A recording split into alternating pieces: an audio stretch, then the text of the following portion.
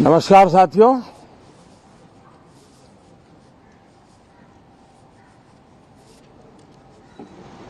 कल राष्ट्रपति जी का उद्बोधन 140 करोड़ देशवासियों के आत्मविश्वास की अभिव्यक्ति था।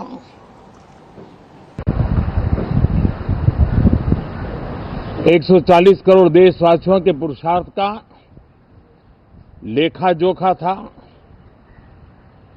और 140 करोड़ देशवासी और उसमें भी ज्यादातर युवा उनके एस्पिरेशंस को रेखांकित करने का बहुत ही सटीक उद्बोधन सभी सांसदों के लिए कई मार्गदर्शक बातें भी कल आदरणीय राष्ट्रपति जी ने सदन में सबके सामने रखी है। सत्र के प्रारंभ में ही और 2026 के प्रारंभ में ही आदरणीय राष्ट्रपति जी ने सांसदों से जो अपेक्षाएं व्यक्त की हैं, उन्होंने बहुत ही सरल शब्दों में राष्ट्र के मुखिया के रूप में जो भावनाएं व्यक्त की हैं, मुझे पूरा विश्वास है कि सभी माननीय सांसदों ने उसको गंभीरता से लिया ही होगा और ये सत्र अपने आप में बहुत ही महत्वपूर्ण सत्र होता है। ये बजट सत्र है। 21वीं सदी का एक चौथाई हिस्सा बीत चुका है। ये दूसरे चौथाई का प्रारंभ हो रहा है और 2047 विकसित भारत के लक्ष्य को प्राप्त करने के लिए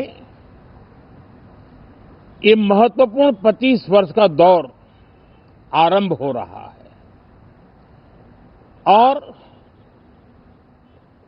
ये दूसरे क्वार्टर का, इस शताब्दी की दूसरे क्वार्टर का ये पहला बजट आ रहा है और वित्त मंत्री निर्मला जी देश की पहली वित्त मंत्री ऐसी है, महिला वित्त मंत्री ऐसी है जो लगातार 9वीं बार देश के संसद में बजट प्रस्तुत करने जा रही है।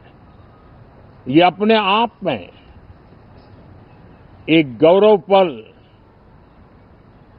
के रूप में भारत के संसदीय इतिहास में रजिस्टर हो रहा है। साथियों, ये विश्व वर्ष का प्रारंभ बहुत ही पॉजिटिव नोट के साथ शुरू हुआ है। आत्मविश्वास भरा हिंदुस्तान आज विश्व के लिए आशा की किरण भी बना है, आकर्षण का केंद्र भी बना है। इस क्वार्टर के प्रारंभ में ही भारत और यूरोपियन यूनियन का फ्री ट्रेड एग्रीमेंट आने वाली दिशाएं कितनी उज्जवल है, भारत के युवाओं का भविष्य कितना उज्जवल है, उसकी एक झलक है। ये free trade for ambitious Bharat है। ये free trade for aspirational youth है। ये फ्री ट्रेड फॉर आत्मनिर्भर भारत है और मुझे पक्का विश्वास है, खास करके जो भारत के मैन्युफैक्चरर्स हैं, वे इस अवसर को अपनी क्षमताएं बढ़ाने के लिए करेंगे। और मैं सभी प्रकार के उत्पादकों से यही कहूंगा कि जब भारत यूरोपियन यूनियन के बीच मदर ऑफ ऑल डील्स जिसको कहते हैं, वैसा समझौता हुआ है, तब मेरे देश के उद्योगकार, मेरे देश के मैन्युफैक्चरर्स अब तो बहुत बड़ा बाजार खुल गया, अब बहुत सस्ते में हमारा माल पहुंच जाएगा, इतने भाव से वो बैठे न रहे।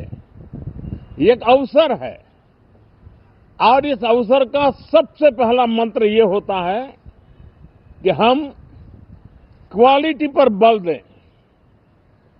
हम अब जब बाजार खुल गया है तो उत्तम से उत्तम क्वालिटी लेकर के बाजार में जाएं, और अगर उत्तम से उत्तम क्वालिटी लेकर के जाते हैं तो हम यूरोपियन यूनियन के 27 देशों के खरीदारों के पैसे ही कमाते इतना नहीं, क्वालिटी के कारण से हम उनका दिल जीत लेते हैं और वो लंबे अरसे तक प्रभाव रहता है, उसका दशकों तक उसका प्रभाव रहता है। कंपनियों का ब्रांड देश के ब्रांड के साथ नए गौरव को प्रस्थापित कर देता है और इसलिए 27 देशों के साथ हुआ ये समझौता हमारे देश के मछुआरे, हमारे देश के किसान, हमारे देश के युवान, सर्विस सेक्टर में जो लोग विश्व में अलग अलग जगह पे जाने के उत्सुक हैं, उनके लिए बहुत बड़े अवसर लेकर के आ रहा है।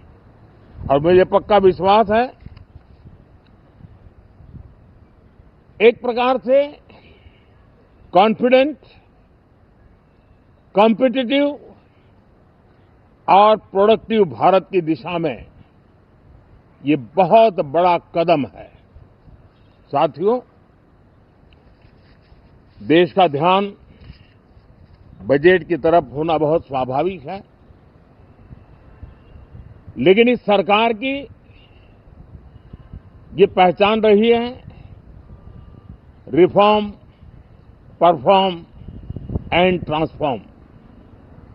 और अब तो हम रिफॉर्म एक्सप्रेस पर चल पड़े हैं, बहुत तेजी से चल पड़े हैं। और मैं संसद के भी सभी साथियों का आभार व्यक्त करता हूं कि इस रिफॉर्म एक्सप्रेस को गति देने में वे भी अपनी सकारात्मक शक्ति को लगा रहे हैं और उसके कारण रिफॉर्म एक्सप्रेस को भी लगातार गति मिल रही है। देश लॉन्ग टर्म पेंडिंग प्रॉब्लम्स अब उससे निकल करके लॉन्ग टर्म सॉल्यूशंस के मार्ग पर मजबूती के साथ कदम रख रहा है। और जब लॉन्ग टर्म सॉल्यूशंस होते हैं तब प्रेडिक्टेबिलिटी होती है, जो विश्व में एक भरोसा पैदा करती है। हमारे हर निर्णय में राष्ट्र की प्रगति ये हमारा लक्ष्य है, लेकिन हमारे सारे निर्णय ह्यूमन सेंट्रिक है। हमारी भूमिका, हमारी योजनाएं ह्यूमन सेंट्रिक है। हम टेक्नोलॉजी के साथ स्पर्धा भी करेंगे, हम टेक्नोलॉजी को आत्मसात भी करेंगे, हम टेक्नोलॉजी के सामर्थ्य को स्वीकार भी करेंगे, लेकिन उसके साथ साथ हम मानव केंद्रीय व्यवस्था को जरा भी कम नहीं आंकेंगे।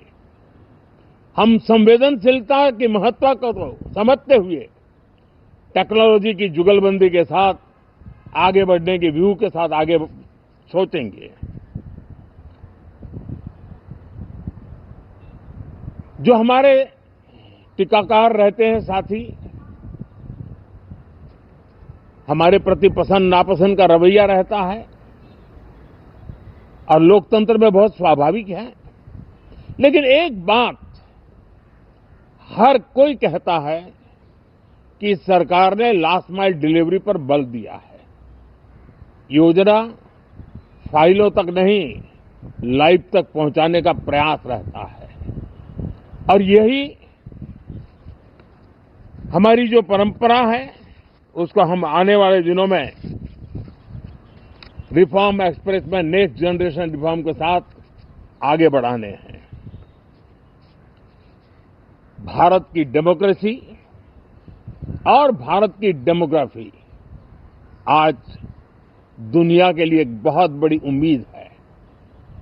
तब इस लोकतंत्र के मंदिर में हम विश्व समुदाय को भी कोई संदेश दें, हमारे सामर्थ्य का, हमारे लोकतंत्र के प्रति समर्पण का, लोकतंत्र की प्रक्रिया के द्वारा हुए निर्णयों का सम्मान करने का ये अवसर है और विश्व इसको जरूर स्वागत भी करता है, स्वीकार भी करता है। आज जिस प्रकार से देश आगे बढ़ रहा है, आज समय व्यवधान का नहीं है, आज समय समाधान का है। आज प्राथमिकता व्यवधान नहीं है, आज प्राथमिकता समाधान है। आज भूमिका व्यवधान के माध्यम से रोते बैठने की नहीं है, आज हिम्मत के साथ समाधानकारी निर्णयों का कालखंड है।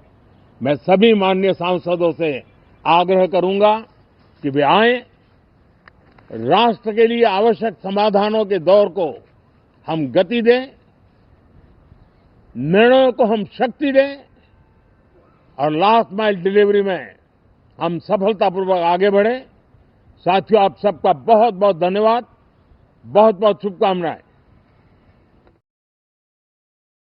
तो प्रधानमंत्री नरेंद्र मोदी को सुन पा रहे थे। वो आज पहुंचे हैं, दूसरा दिन है बजट सत्र का और उन्होंने कहा कि किस तरह से हम लगातार तरक्की कर रहे हैं। ईयू के साथ डील का जिक्र भी किया और साथ ही साथ बढ़ती अर्थव्यवस्था का भी जिक्र प्रधानमंत्री ने किया।